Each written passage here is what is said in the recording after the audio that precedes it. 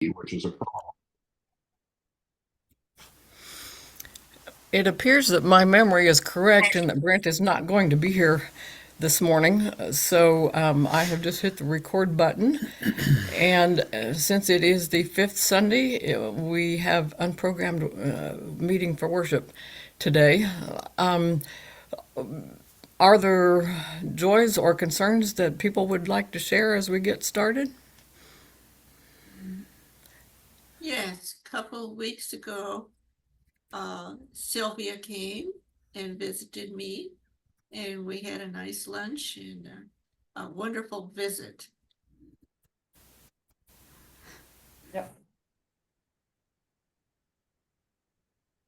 I took a road trip yesterday, the Thelma and Louise road trip, and watched favorite grandson place seventh in the state contest in the drum thing.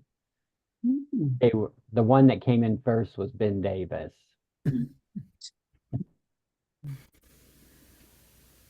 We spent some time with a couple this week who've been very good friends of mine for decades. And he's probably in his last days of some strange lung disease. It's very sobering to spend time with people like that, and sometimes difficult to know how to react and what to say. Um, but we just ask that his name is Ross, and we just ask that he and his wife, who has done such a wonderful job of caring for him, be kept in God's light.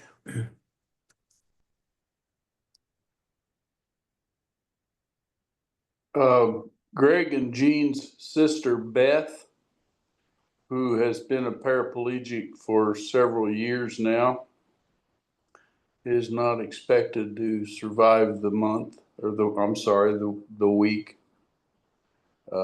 She's, I don't know all the details. It's just like things are kind of failing on her. She's in hospice at IU Health.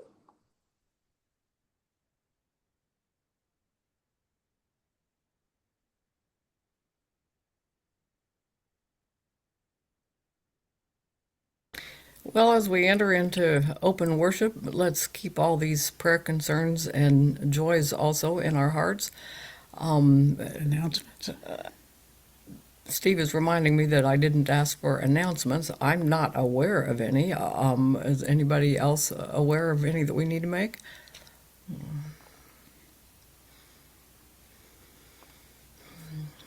Well, let's center down and keep these thoughts and prayers in our hearts. Also, being aware that sometimes we have concerns that we haven't shared, and let's hold those in the light as well. If you would all mute yourselves so we don't get feedback, that would be good. And then, if you feel led to speak, please share out of the silence.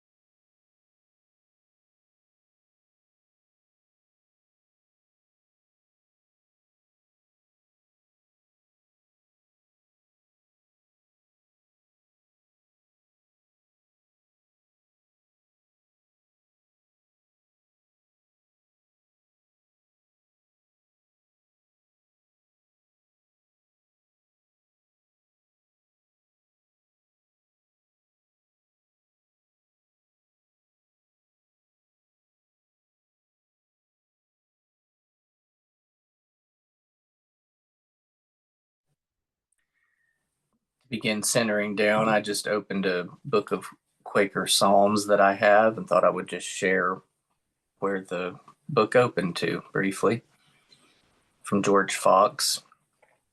Wait upon God in that which is pure, you who have tasted of the immediate working power of the Lord. Wait upon God in that which is pure, you who do find an alteration in your minds, and do see from whence virtue comes, and strength that renews the inward man, and refreshes you, which draws you to forsake the world, and that which has form and beauty in it, to the eye of the world.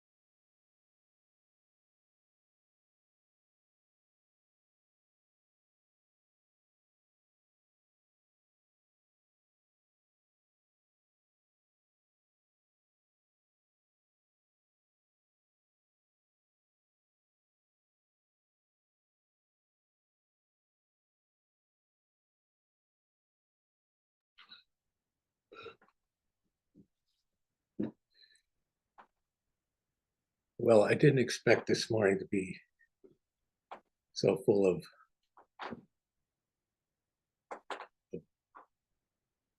of craziness. Getting on this computer for this, I found my computer didn't want to work. And I struggled to figure out why. And I know I have to shut it down and restart it, but that takes 15 minutes, and I didn't want to miss this. So patience had to come in. Had a hard time coming in. I was frustrated. But I'm glad to be here. In that frustration, I was thinking about the Bible study that I do every Wednesday night with other Quakers across the nation. There's only about 5 of us, mostly in the Baltimore, D.C. area. But I wanted to read the passage that we were reading about. It's Luke 12:22-31. He said to his disciples, "Therefore I tell you, do not worry about your life, what you will eat, or about your body, what you will wear. For life is more than food, and the body is more than clothing. Consider the ravens. They neither sow nor reap. They have neither storehouse nor barn, and yet God feeds them. Of how much more value are you than these birds? And which of you, by worrying, can add a single hour to your lifespan? If then you are not able to do so small a thing as that, why do you worry about the rest? Consider the lilies, how they grow. They neither toil nor spin. Yet I tell you, even Solomon in his glory was not clothed like one of these. But if God so clothes the grass of the fields, which is alive today and tomorrow is thrown into the oven, how much more will he clothe you, you of little faith? And do not keep seeking what you are to eat and what you are to drink. And do not keep worrying, for it is the nations of the world that seek all these things, and your Father knows that you need them. Instead, seek his kingdom, and these things will be given to you as well.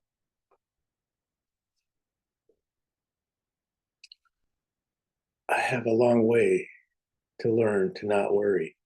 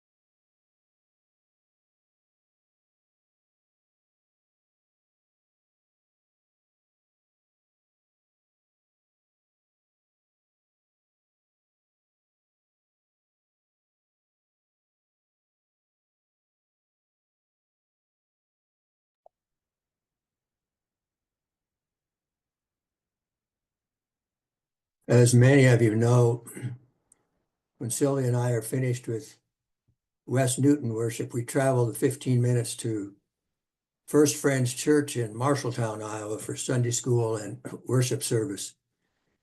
It's a meeting with a great deal of diversity among the small group, which can be stressful at times and make us worry. Since our return from the 3 months at the deaf school in Belize, we've been reading from a Quaker book with several authors, and we've been reading from Caroline Stephen, who was writing in the early part of the 20th century. And there's one line that was quite helpful to us this week. In essence, it said, remember when you go to meeting, everyone might not agree with you. And we've been trying to hold that in light as we prepare to go off to worship with that group today.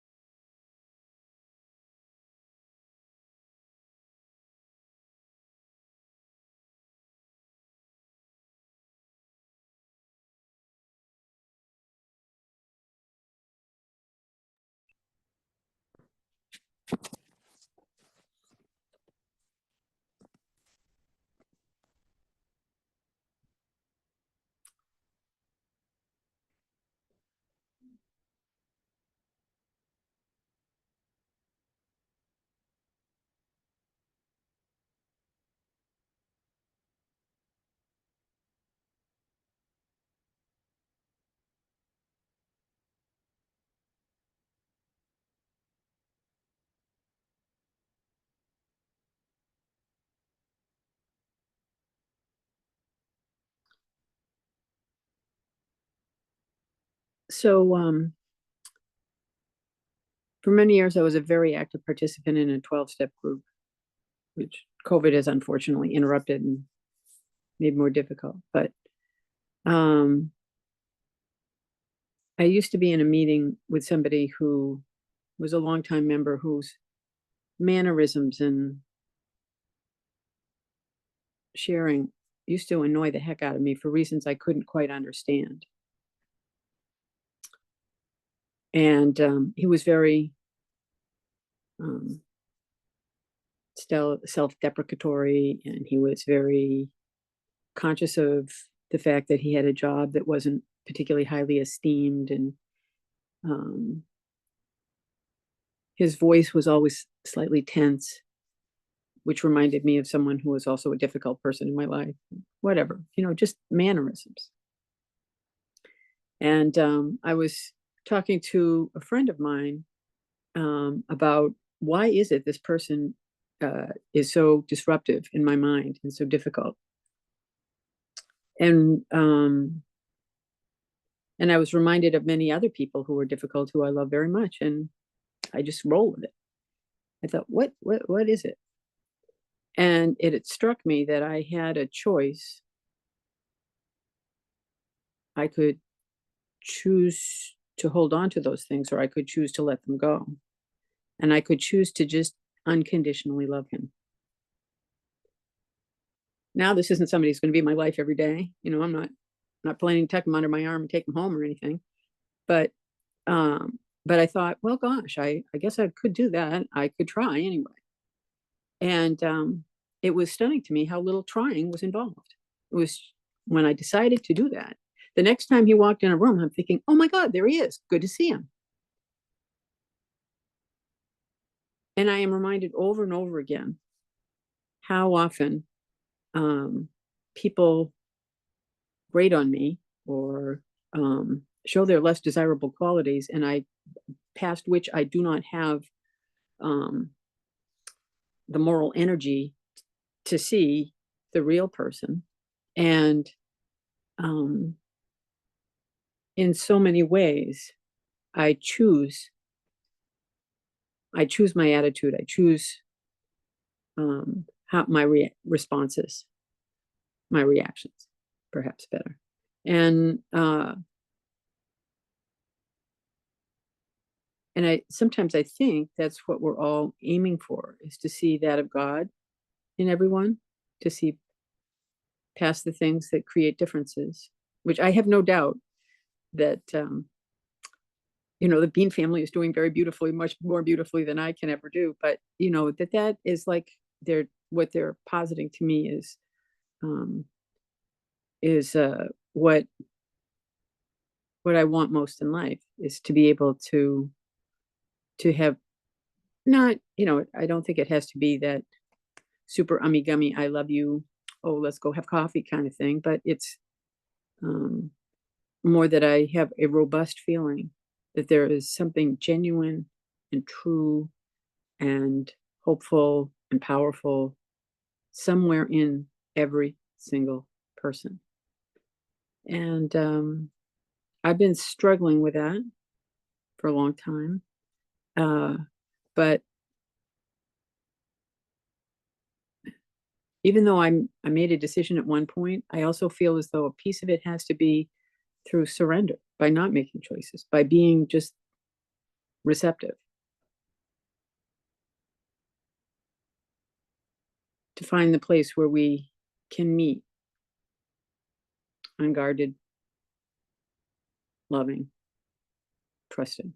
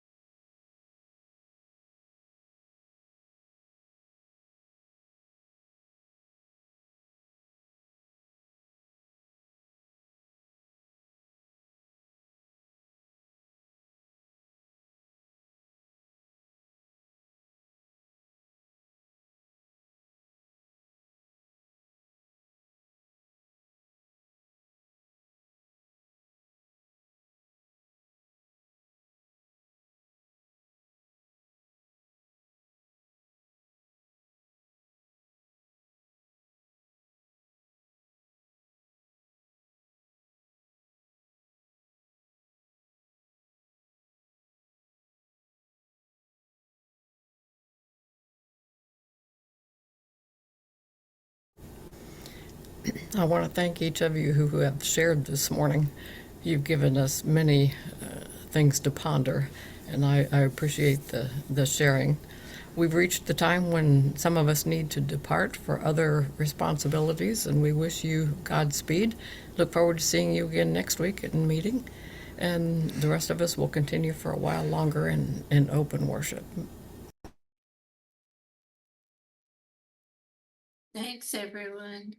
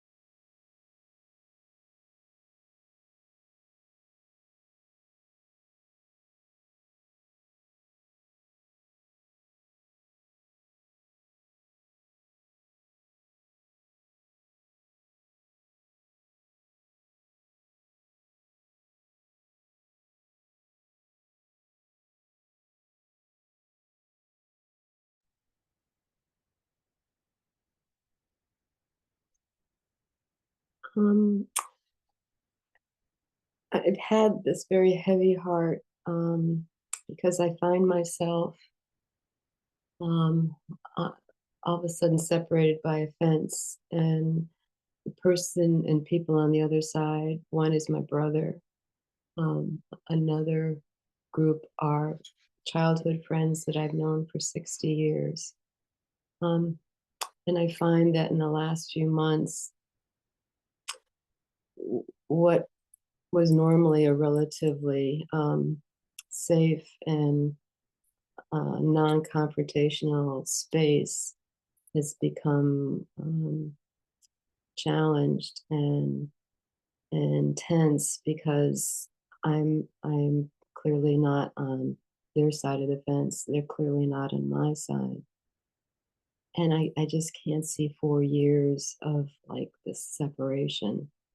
And it seems like the fence is getting bigger and wider, and it's just not a healthy place. I really mourn the loss of these relationships because um, they're pretty long, you know, family members that I'm not going to replace that relationship with someone else.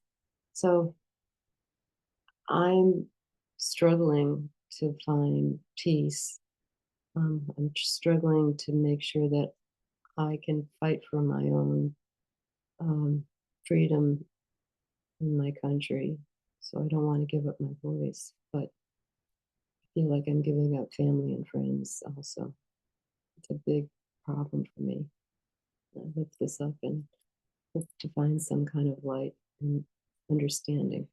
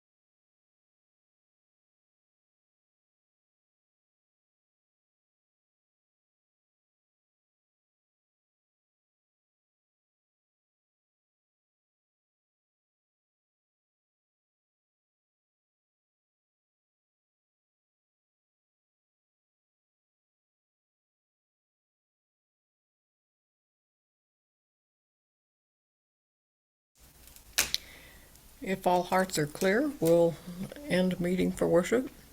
This has been an especially rich day, I think, with so many people sharing so many heartfelt messages, and I thank you for each of you being open and willing to share with all of us. Thank you very much. Have a wonderful week, everybody. You too. You too. Bye-bye.